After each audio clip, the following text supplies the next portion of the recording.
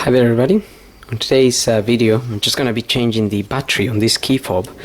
This belongs to a Mercedes C-Class C220 2012, and it's a fairly simple process on this one. Just have to remove the key by flicking that little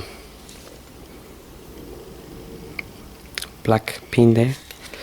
Just move it up and pull the key out, and then we're gonna use the key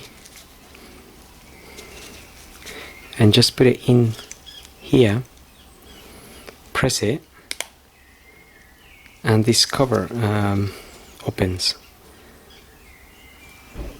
So once the cover is open, just remove the battery.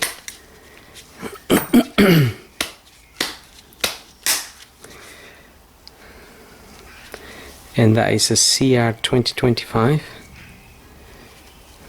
So get your new battery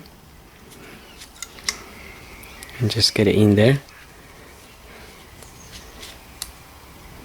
Just put the cover back on, and we're pretty much done. The key back on there,